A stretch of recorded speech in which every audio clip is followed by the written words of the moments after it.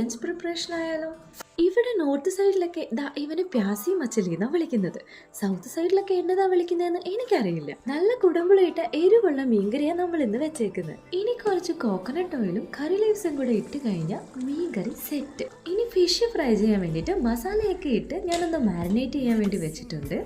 ആരെ പിടിച്ച് തോരൻ വെക്കണമെന്ന് ആലോചിച്ചപ്പോഴാണ് ക്യാരറ്റ് എന്ന് നോക്കിയിട്ട് എന്നെ നോക്കണമെന്ന് പറഞ്ഞത്. എന്നാ പിന്നെ പരിഗണിച്ചേക്കാം. എണ്ണ ഒഴിച്ചു, കടുക് പൊട്ടിച്ചു, കറിവേപ്പില ഇട്ടു, ഓണിയൻ ഇട്ടു, ചില്ലി ഇട്ടു, ഗ്രേറ്റ് ചെയ്ത് ക്യാരറ്റ് ഇട്ട് കൊടുക്കാം. ആവശ്യത്തിന് ഉപ്പും കുറച്ച് മഞ്ഞൾപ്പൊടി ഇട്ട് 2 മിനിറ്റ് ഒന്ന് അടച്ചു വെച്ച് കുക്ക് ചെയ്തെടുക്കാം. ദെൻ നമുക്കൊരു എഗ്ഗ് പൊട്ടിച്ചൊഴിച്ചു കൊടുക്കാം. ജസ്റ്റ് ഒന്ന് മിക്സ് ചെയ്യുക. 2 മിനിറ്റ് ഒന്ന് കുക്ക് ചെയ്തെടുക്കാം. ഒരു ഇച്ചിരി തേങ്ങ ചെറുകിയിട്ട് കൊടുക്കാം. മിക്സ് ചെയ്ത് അടച്ചു വെച്ച് ക്യാരറ്റ് തോരൻ സെറ്റ്.